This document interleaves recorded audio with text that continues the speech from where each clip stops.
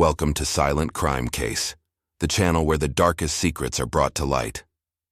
Today, we dive into a tragic death in a quiet town that quickly spirals into a web of deception and murder. This isn't just another love triangle gone wrong. It's a tale of hidden agendas, dark secrets, and a shocking plot twist that will leave you questioning everything you thought you knew. Stay with us until the very end, because what seems straightforward is anything but. Meet the key figures in our story. Ethan Caldwell, a 45-year-old real estate developer with a hidden dark side.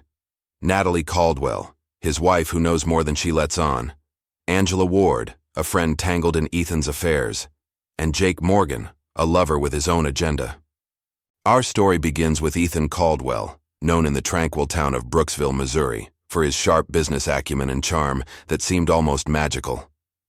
But beneath the surface of his professional success lay a man leading a double life, a life filled with secrets, lies, and betrayals that would eventually lead to his downfall. Ethan was married to Natalie Caldwell, a 42-year-old socialite known for her elegance and grace. Together they had 2 children and seemed to have a picture-perfect life.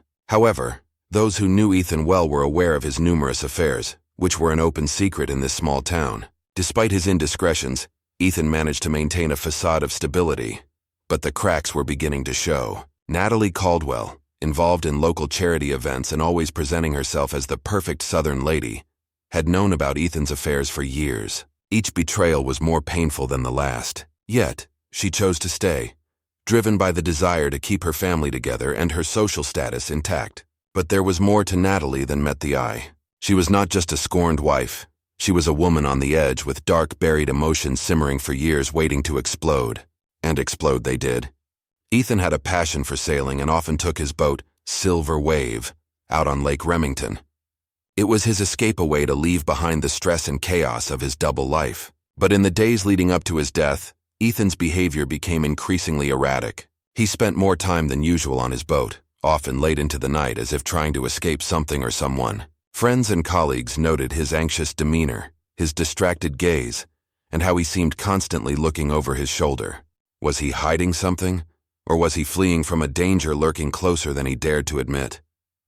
On the morning of November 15, 2020, at precisely 8:03 a.m., Ethan Caldwell's lifeless body was discovered by his wife, Natalie, upon her return from an overnight stay at a friend's house. The sight that greeted her was gruesome. Ethan lay sprawled on the floor of their lavish living room, blood pooled around his head. His eyes stared blankly at the ceiling, frozen in terror. Panicked, Natalie dialed 911, her voice a mix of shock and confusion. "I think my husband, there's blood everywhere," she stammered. Within minutes, paramedics and police were on the scene. The first responders found Natalie on the front porch, visibly shaken, her hands trembling, her face pale. She kept repeating, I don't understand. Inside, the scene was chaotic. Blood spattered the walls and floor, and a tire iron lay nearby, its handle slick with blood. It appeared to be the murder weapon, but something was off. A hastily written suicide note was found next to Ethan's body, its shaky handwriting and vague content immediately raising suspicion. The note read, "I can't go on like this. I'm sorry." But it was too generic, too impersonal for a man supposedly driven to end his own life. Detective Karen Roberts, a seasoned investigator known for her sharp instincts and relentless pursuit of truth, sensed that something was amiss. The scene. Natalie's answers were precise, almost rehearsed. And Detective Roberts knew from experience that those who have nothing to hide don't prepare for interviews. Meanwhile, the police team began to piece together Ethan's final hours. Surveillance footage from around the neighborhood showed Ethan arriving home around 10 p.m. The previous night, he was alone, his expression tense, his movements hurried. There was no sign of a struggle outside, no forced entry. The questions began to mount. Did Ethan know his killer? Did he let them in willingly, or was he expecting trouble? As the investigation continued, a new figure emerged from the shadows, Angela Ward. Angela was a 37-year-old interior designer and one of Natalie's closest friends. She had worked with Ethan on several real estate projects, and their professional relationship had turned into something more an affair that was as intense as it was secretive. Angela, known for her keen eye for detail and creative flair, also harbored a fiercely ambitious side, unafraid to play dirty to get what she wanted. When questioned, Angela admitted to the affair but insisted she had no knowledge of Ethan's death. Her nervous fidgeting and avoidance of direct eye contact suggested otherwise. As the interview continued, Angela revealed a shocking detail. Just weeks before his death, Ethan had confided in her that he felt his life was in danger. He was paranoid, Angela said, her voice trembling. He kept saying he was being watched. Angela's confession adds another layer to this web of deceit. Just how far was she willing to go? And what did she know about the mastermind behind it all? Then there was Jake Morgan, a 23-year-old personal trainer and Natalie's lover. Jake, known among Brooksville's elite for his good looks and charm, had secrets of his own secrets darker than anyone realized. He was deeply in debt, his lavish lifestyle far beyond his means, and his desperation was beginning to show. Jake was brought in for questioning, his demeanor unsettlingly calm. He admitted to the affair with Natalie but denied any involvement in Ethan's murder. His alibi was checked and confirmed, but Detective Roberts wasn't convinced. There was something about Jake's overly confident answers, his almost too eager cooperation that set off alarm bells. As Detective Roberts delved deeper into Jake's background, she uncovered a series of threatening text messages sent from Jake to Ethan just days before his death. The messages were aggressive, filled with anger and threats. "You think you can get away with everything, but your time is coming," read one message. Another stated, "You'll pay for what you've done to me and to her." But who was the her Jake referred to? Natalie? Angela? Or someone else entirely? Jake's anger was palpable, but his motives remained murky. Could this be a case of jealousy or a calculated move in a more sinister plot? Meanwhile, the forensic team discovered something unexpected. A single fingerprint on the tire iron. It was faint, almost wiped clean, but enough to suggest someone had handled the weapon after the murder. And it wasn't Ethan's, Natalie's, Angela's, or Jake's. This was someone new. A fourth player in this deadly game. But who? And why had they been so careful to almost erase their presence? Detective Roberts needed to go back to the beginning, to Ethan's double life. She dug deeper into his business dealings, uncovering a trail of financial discrepancies leading to a shadowy figure, known only by the initials, RM.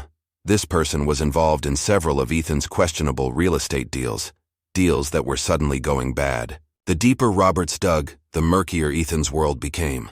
His financial empire wasn't built on solid ground. It was a house of cards, and someone was about to blow it over.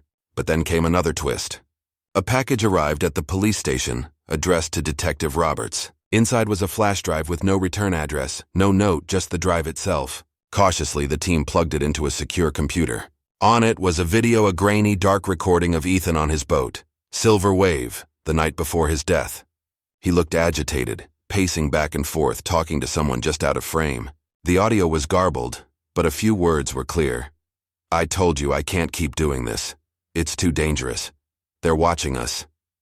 Then a sharp click, the sound of a gun being cocked, and the video cut out. The team froze. Who had taken this video? Was it the killer? Or was there yet another player in this deadly game? And what did Ethan mean by they? How many people were involved in this conspiracy? As Detective Roberts pondered these questions, she received a call from Sandra Myers, Natalie's friend, and alibi for the night of Ethan's murder. Sandra sounded nervous, her voice shaking. "I need to talk to you," she whispered urgently. "But not at the station. Meet me at the old chapel on Oak Street. I think I know something about Ethan's death." And then, another dark turn. A body was found. Jake Morgan, the personal trainer, was dead, found in a remote part of Lake Remington. He had been shot execution style, a single bullet to the back of the head. His death had all the markings of a professional hit. The timing was too perfect, too coincidental. Someone was tying up loose ends, and Jake was the first to go. The discovery sent shockwaves through the town and the investigation. Jake's death added a new layer of complexity to the case. Was he involved more deeply than anyone had suspected, or was he just another pawn in this deadly game? And more importantly, who was pulling the strings? Back at the station, Roberts and her team pored over every detail, every clue, every lead. The pieces of the puzzle were there, but they just weren't fitting together. Until finally, a breakthrough came from an unexpected source. Angela Ward. Angela, after days of intense questioning, finally cracked. It was supposed to be simple, she confessed through tears. Just scare him, make him see what he stood to lose. But things got out of hand. And then there was no going back. Angela revealed that she and Natalie had initially planned to confront Ethan together, to force him to choose between his affairs and his family. But when Ethan laughed off their threats, things escalated. Natalie said if he wouldn't listen, we'd make him listen, Angela sobbed. She brought the tire iron. But Angela insisted they hadn't meant to kill Ethan, that it was supposed to be a scare tactic. Things got out of control, she repeated. Ethan fought back and then, I don't know. Natalie hit him, and there was so much blood. Roberts pressed further. And what about Jake? She asked. Angela hesitated. Jake wasn't supposed to be involved, she admitted. But he found out somehow. He started blackmailing us, Natalie and me.